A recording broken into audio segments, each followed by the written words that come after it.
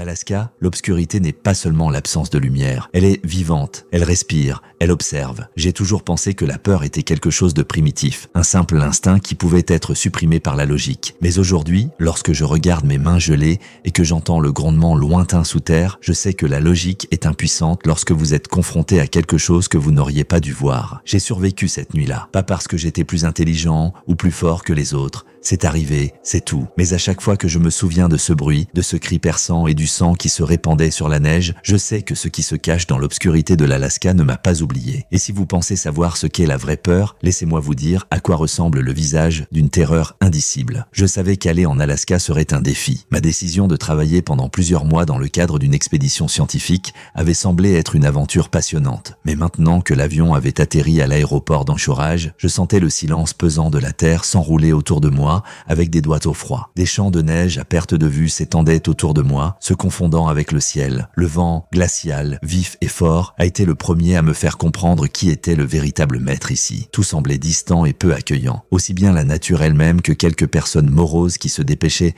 silencieusement de passer devant moi pour rejoindre leur voiture. Je ne suis pas de ceux qui ont peur de la solitude ou des conditions difficiles. J'ai déjà participé à des projets similaires par le passé, mais cette fois-ci, il y avait quelque chose de différent. Quelque chose d'invisible planait dans l'air, à peine perceptible, comme un doux murmure à la limite de la conscience. Notre camp devait se trouver à quelques heures de route au nord, dans un isolement total de la civilisation. J'avais prévu d'y passer 3 mois pour travailler à l'analyse d'échantillons glaciaires. Cela peut paraître banal, presque inintéressant, mais cette recherche visait à identifier les effets du changement climatique sur les endroits les plus isolés de la planète. Tout semblait clair jusqu'à présent. Dès que je suis sorti du bâtiment de l'aéroport, j'ai remarqué que le ciel se couvrait rapidement de nuages sombres. Même s'il n'était que midi, j'avais l'impression que la nuit arrivait trop tôt. Cela ne m'a pas plu. C'était comme si la nature nous disait que nous ne pouvions rien y faire. La route vers le camp est silencieuse. La Jeep gris vert qui nous avait été attribuée pour le transport se frayait un chemin à travers les flocons de neige qui devenaient de plus en plus lourds. Le chauffeur, un vieil homme au visage bronzé, ne dit pas un mot,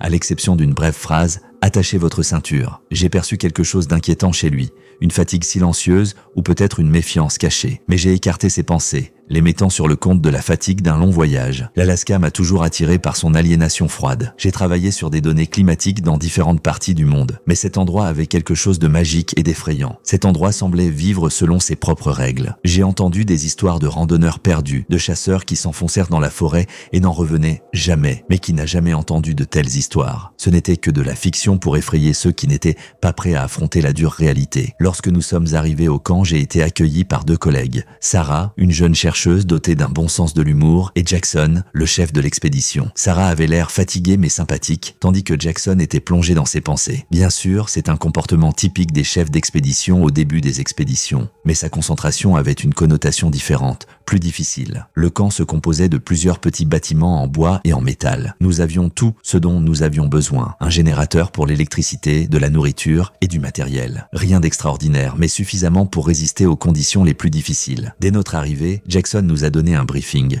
Il nous a expliqué en détail nos tâches, collecter des échantillons de glace, analyser la structure de la glace et documenter les données. Cependant, un point m'intéressait plus particulièrement. Il a insisté sur le fait que personne ne devait quitter le camp sans autorisation. Cet avertissement semblait étrange. Nous avions une zone de recherche clairement définie et, à première vue, il n'y avait rien de particulièrement dangereux dans les environs. Mais Jackson parlait comme s'il s'agissait d'une question de vie ou de mort. La première nuit, je n'ai pas pu dormir pendant longtemps. Quelque part au loin, dans l'obscurité, le vent hurlait, enveloppant le camp de sons désagréables qui ressemblaient à des gémissements et à des cris. Je me disais que ce n'était que la nature, mais la sensation de malaise ne disparaissait pas. L'obscurité était si épaisse qu'elle donnait l'impression de pénétrer dans la pièce, de me serrer avec des doigts invisibles. Sarah a mentionné une histoire étrange qui s'est produite dans la région il y a quelques années. Un groupe de touristes s'était perdu et avait passé une semaine dans les bois sans manger. Lorsqu'ils ont été retrouvés, l'un d'entre eux n'a pas survécu. La cause du décès est restée inconnue. Mais le pire, c'est que les autres restaient silencieux, comme si quelque chose les poussait à cacher la vérité. Ces pensées me trottèrent dans la tête lorsque j'ai fini par m'endormir. Mais le sommeil ne m'a pas apporté la paix. Dans mon rêve, je ne voyais qu'un désert blanc sans fin dans lequel j'étais seul. Puis j'ai entendu un bruit, comme si quelque chose de grand et de lointain bougeait sous la glace. La matinée a commencé tranquillement, mais ce silence était trop palpable. C'est comme si la nature elle-même avait décidé de retenir son souffle en nous observant. Le froid me glaçait jusqu'aux os, même si je portais plusieurs couches de vêtements. Jackson, comme toujours, a été concis, a rapidement assigné des tâches et a indiqué la zone où nous devions commencer à collecter des échantillons. Je me concentre sur mon travail en essayant d'ignorer l'étrange malaise qui m'assaille depuis la nuit précédente. Sarah et moi avons travaillé ensemble, prélevant des échantillons sur le glacier. Elle plaisantait, essayant de détendre l'atmosphère, mais je remarquais que ses mains tremblaient, même si elle ne le remarquait pas. Tout était plus ou moins normal jusqu'à ce que nous entendions un bruit. Au début, il semblait s'agir de quelque chose de lointain, et à peine audible, un grondement sourd quelque part sous nos pieds. Nous nous sommes regardés l'un l'autre, essayant de comprendre si nous nous faisions des idées. Mais le son s'est répété, de plus en plus fort et de plus en plus proche. Jackson, qui se tenait à proximité, s'est brusquement approché de nous et nous a ordonné de retourner au camp immédiatement. Sa voix était sèche, presque impérieuse. Nous sommes rentrés au camp en silence. Sarah a essayé d'entamer une conversation, mais Jackson l'a brusquement interrompue. Il n'a dit qu'une chose, ce n'est qu'une glace mouvante. Mais ici, on n'a pas le droit à l'erreur. Il y avait quelque chose de trop catégorique dans ses paroles, comme s'il essayait de se convaincre lui-même plus que nous. Je me suis senti mal à l'aise toute la journée, même pendant le déjeuner. Alors que nous étions tous assis dans la même salle, la tension était palpable, comme une corde tendue. Tout le monde semblait attendre quelque chose sans savoir quoi. Le soir, j'ai décidé de sortir quelques minutes pour me changer les idées. Le ciel était couvert et l'obscurité s'étendait sur le sol comme une lourde couverture. J'ai cru entendre quelque chose dans le vent, un son grave et profond, presque comme un souffle. J'ai essayé de l'ignorer, mais ma voix intérieure, qui était si facile à calmer dans d'autres circonstances, a refusé de se taire cette fois-ci. En retournant dans la chambre, j'ai vu Jackson à la fenêtre. Il se tenait debout, silencieux, regardant l'obscurité. Son visage était tendu et ses mains s'agrippèrent nerveusement au bord de la table. Il ne m'a pas remarqué, mais je l'ai entendu marmonner sous sa respiration. Cette nuit-là, je n'ai pas pu dormir. Allongé sur le lit étroit, j'écoutais les bruits de l'extérieur. Le silence me paraissait encore plus effrayant que le bruit. Mes pensées revinrent au grondement étrange sous mes pieds, à l'ombre de la peur dans les yeux de Jackson. Quelque chose ne tournait pas rond. Cet endroit, ces gens, même le silence, tout semblait hostile. À 2 heures du matin, j'ai entendu frapper à la porte. C'était net, mais pas trop fort. Mon cœur a fait un bond et mon souffle s'est arrêté dans ma gorge. J'ai attendu quelques secondes, mais le bruit s'est répété. Je me suis levé lentement, je me suis approché de la porte et je l'ai ouverte. Sarah se tenait devant moi, les yeux écarquillés et le visage pâle. Elle n'a dit qu'une chose, tu l'entends aussi ?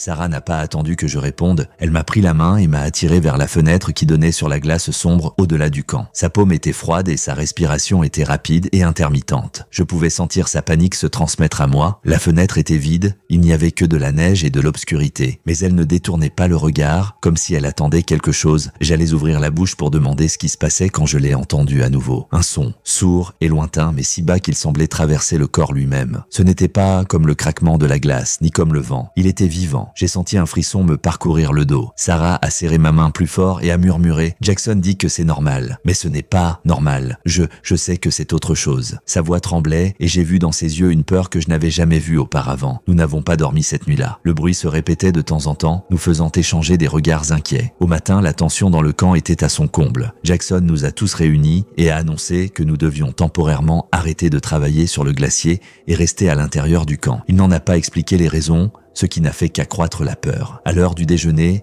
Sarah et moi avons décidé d'explorer les environs dans l'espoir de trouver une explication. Le sentiment de danger grandissait à chaque pas. C'était calme. Trop calme. Même le vent, toujours bruyant dans cette région, semblait étouffé. Nous n'étions pas encore loin lorsque nous avons vu ce qui se passait. Une étrange piste était visible dans la neige, longue, large d'environ 1 mètre. Elle s'éloignait du glacier et se perdait dans les congères. Mais ce n'était pas le plus grave. On aurait dit que quelque chose de gros se traînait sur le sol, laissant même des sillons. J'ai essayé de lui dire qu'il s'agissait probablement d'un déplacement de la neige, mais Sarah a simplement secoué la tête. Nous sommes rentrés au camp sans rien dire à Jackson. Quelque chose me disait qu'il était déjà au courant. Son comportement étrange, son silence, tout cela donnait une image qui n'augurait rien de bon. La nuit est tombée plus vite que d'habitude. La tempête de neige était si forte que nous ne pouvions pas sortir. Le générateur fonctionnait par intermittence et chaque fois que les lumières vacillaient, il semblait que l'obscurité s'épaississait. Et puis, c'est arrivé. Un bruit sourd, rappelant vaguement un coup, est venu de juste sous le plancher. Nous nous sommes figés. C'était tout près. Trop près. Sarah m'a serré l'épaule, ses ongles s'enfonçant dans mon bras, mais je n'ai même pas remarqué la douleur. Le bruit a recommencé, plus fort cette fois. Jackson a fait irruption dans la pièce, le visage aussi blanc que la neige. Il n'a dit qu'une chose, au sous-sol. Tout de suite. Sa voix ressemblait à un ordre et personne n'osait discuter. Nous nous sommes précipités en bas en nous serrant les uns contre les autres. Quelque chose était là, dans l'obscurité. Quelque chose de gros, et ça bougeait juste en dessous de nous. Le sous-sol était froid et exigu, avec d'épais murs de béton. Nous étions assis ensemble, éclairés seulement par les faibles rayons des lanternes qui tremblaient dans nos mains. Jackson se tenait près de la porte, écoutant. Sa silhouette, bien que robuste, semblait plus petite, comme si son assurance disparaissait avec la lumière. Le son revint. Cette fois, nous ne pouvions pas seulement l'entendre, nous pouvions le sentir. Un grondement sourd et lourd venant du sous-sol semblait traverser le sol, faisant trembler tous les murs. Sarah était à côté de moi. Sa respiration était rapide et saccadée. Elle ne cachait plus sa peur. « C'est le moment », a-t-elle murmuré. Personne n'a demandé ce qu'elle voulait dire. Chacun de nous sentait qu'il ne voulait pas connaître la réponse. Et puis le son a changé. Il est devenu plus clair, plus proche d'un raclement. C'était comme si quelque chose grattait le béton. Sarah m'a serré l'épaule, mais cette fois ses mains tremblaient tellement que j'ai failli perdre l'équilibre. Jackson a soudain ouvert la porte. « Je vais jeter un coup d'œil », dit-il brusquement, comme s'il craignait que sa décision soit contestée. Personne n'osa s'y opposer. Mais dès qu'il a monté les escaliers, le bruit s'est amplifié. Nous avons entendu quelque chose de lourd tomber juste au-dessus de nous. Jackson s'est arrêté, s'est figé, puis nous a regardés. Ses yeux étaient grands ouverts et son regard était plein de compréhension. Il savait ce que c'était. Un instant plus tard, la porte du sous-sol s'ouvrit avec fracas. Quelque chose d'énorme s'y est engouffré, sans même essayer de s'arrêter. Au même moment, Jackson fut soulevé et tiré vers le haut. Il n'eut même pas le temps de crier. Seul le bruit sourd de son impact sur la poutre métallique restait dans l'air. Sarah se leva d'un bond et courut jusqu'à l'autre côté du sous-sol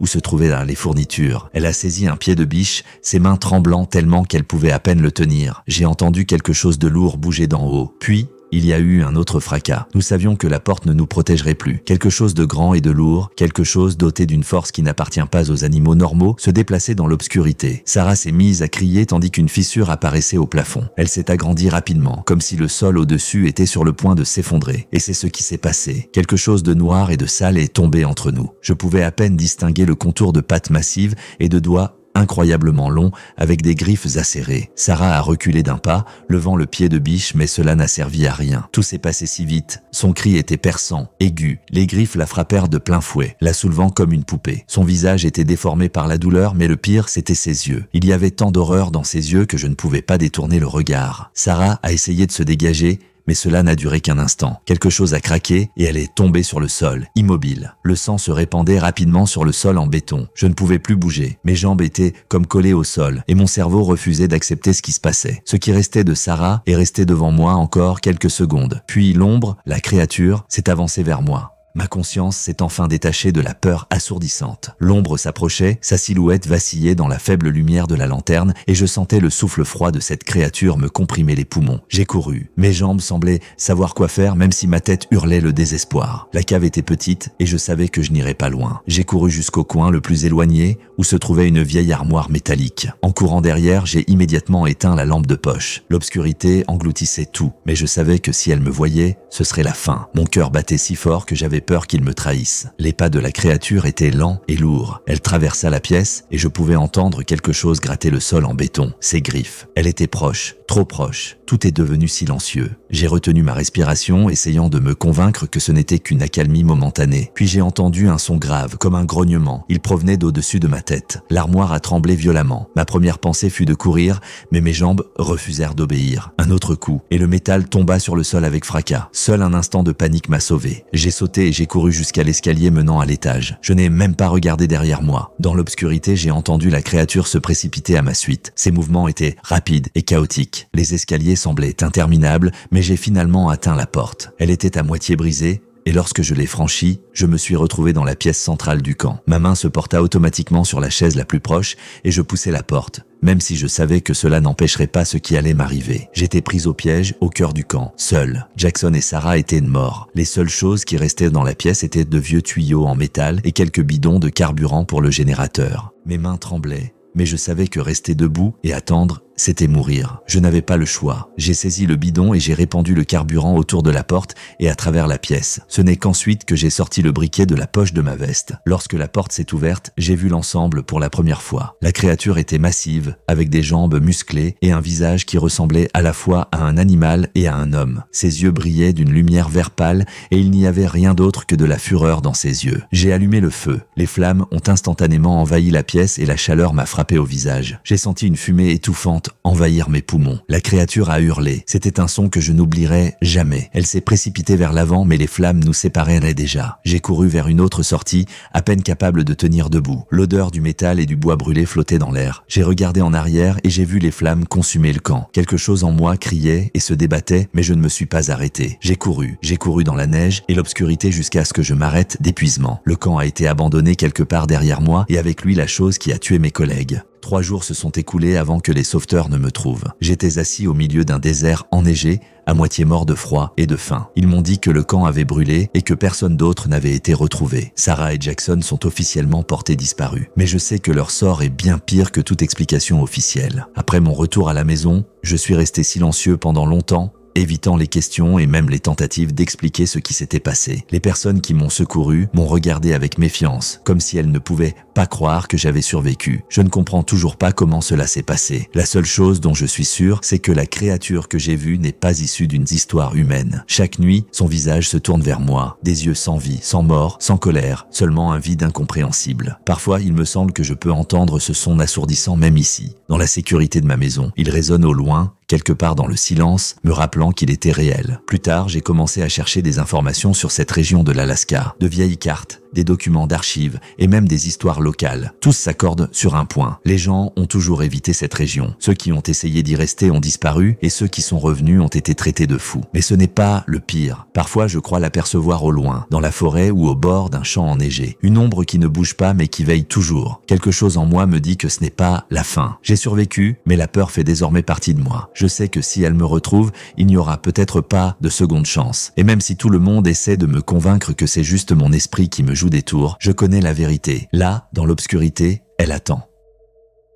Si cette histoire vous a laissé bouche bée, ne vous arrêtez pas là. Jetez un coup d'œil à ma précédente vidéo sur la morgue ou consultez ma liste de lecture pour découvrir les histoires d'horreur les plus étranges de la vie réelle qui vous mettront mal à l'aise. Et n'oubliez pas de vous abonner à la chaîne. Votre soutien m'aide à raconter ces histoires qui sont si difficiles à rechercher et à créer. Alors, si vous aimez ce que je fais, abonnez-vous et appelez-moi, ou qui sait, vous serez peut-être le héros de la prochaine histoire.